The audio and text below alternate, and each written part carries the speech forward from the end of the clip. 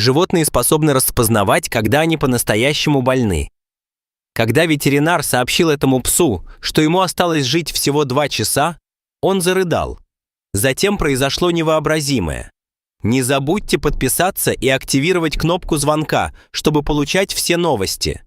Теперь перейдем к рассказу. Ей только что сообщили ужасную новость, и Мила в шоке посмотрела на ветеринара.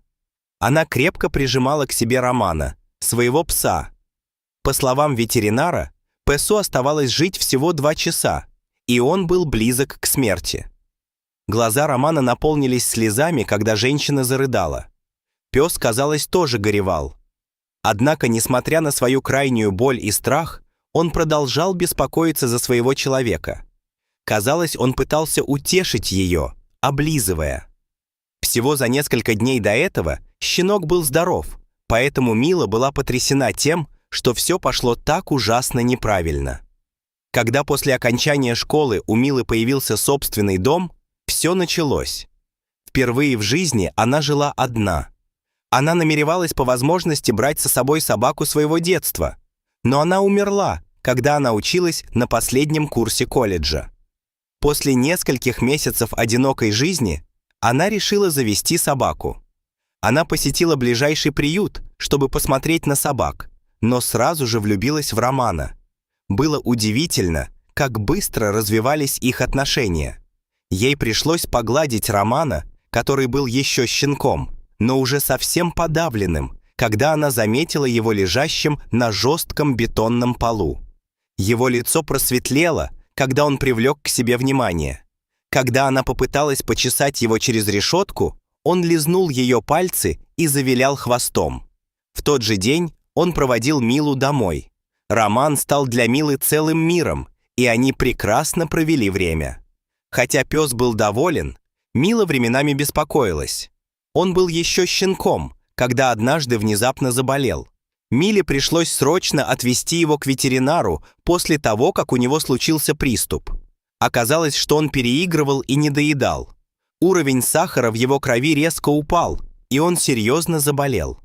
Однако после того, как проблема была решена, он вернулся к своему обычному состоянию. Это напугало Милу и заставило ее осознать, насколько он превратился в ее ребенка. Несколько лет все было хорошо. Хотя у Романа иногда случались ушные или глазные инфекции, обычно он был в хорошем состоянии. Мила проводила с ним большую часть времени, потому что работала дома, и они сблизились как часы. Однажды Мила заметила, что Роман спит больше обычного и ест меньше, чем обычно. Он часто играл на улице и ловил лягушек и ящериц, поэтому она предположила, что его немного подташнивает от того, что он съел что-то, чего ему есть не следовало. Он был просто странным. Он не был болен. Она весь день присматривала за ним, но, по-видимому, ему не становилось хуже. Затем дела пошли хуже некуда. Ночью его начало трясти, и его вырвало. Он был весь ледяной. Она кормила его электролитами всю ночь напролет и держала дома на всякий случай. Однако, когда он отказался входить в дом рано утром, она начала беспокоиться. Когда Мила позвонила, он отошел в угол и остался там. Это плохой признак, когда больная собака пытается изолироваться. Она была очень обеспокоена. Роман был настолько слаб, что не мог поднять голову.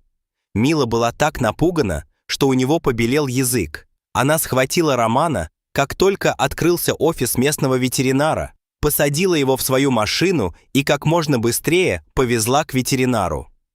Он скулил от боли на каждом ухабе дороги. Ей нужно было как-то помочь своему малышу, даже если это было ужасно. Мила крепко обняла его на смотровом столе, когда ветеринар закончил осмотр. В тот момент они сообщили ей и Роману, что ему оставалось жить всего несколько часов. Пес начал плакать, и его человек тоже. Мила была полна решимости бороться за собаку, поэтому отказалась от предложения ветеринара усыпить ее.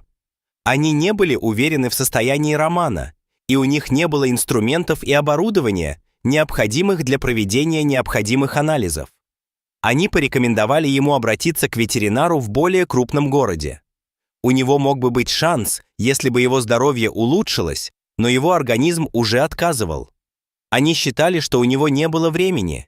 Они приняли все меры предосторожности, чтобы обеспечить ему комфорт, и даже назначили лекарства для лечения всех его недугов.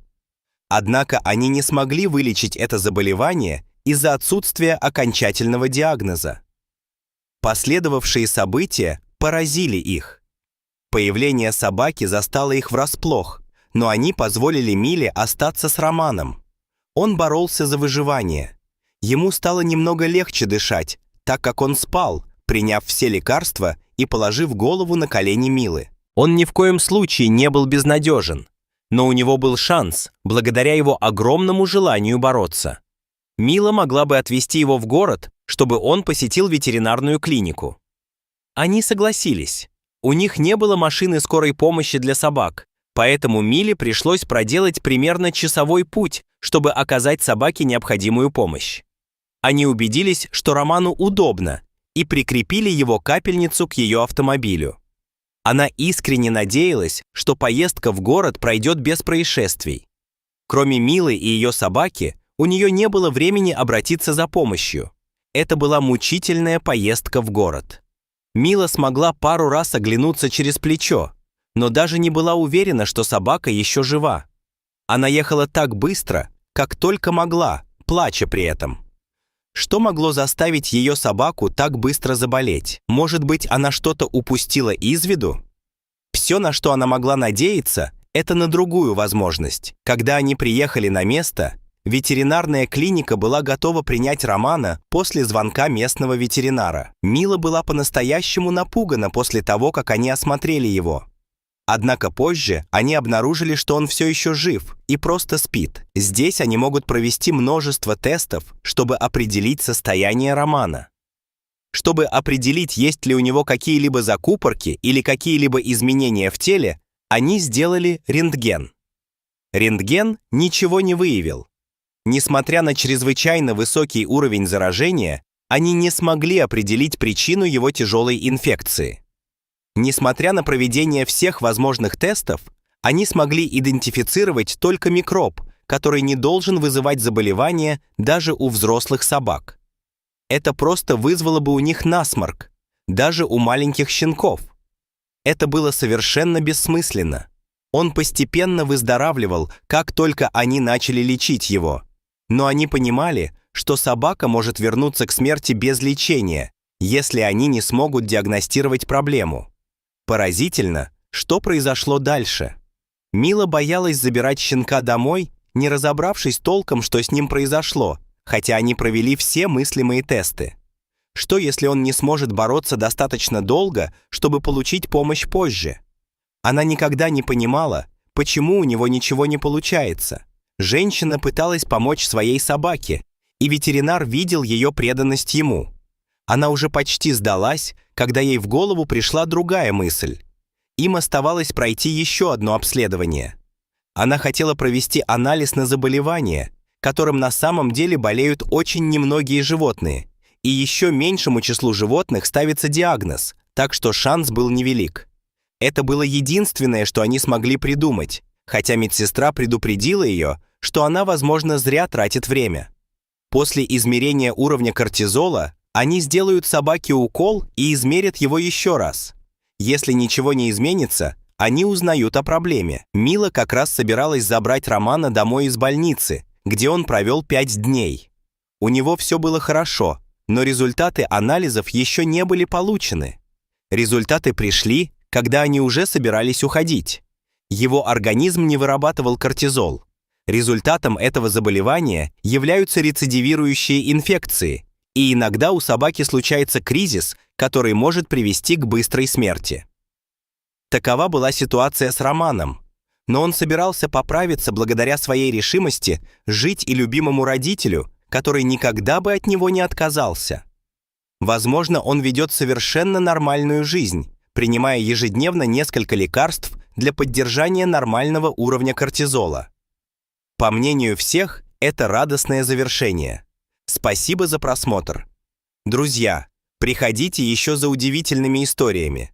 Если вам понравилась история, то, несомненно, следующее видео, которое появится на вашем экране, тоже вас растрогает.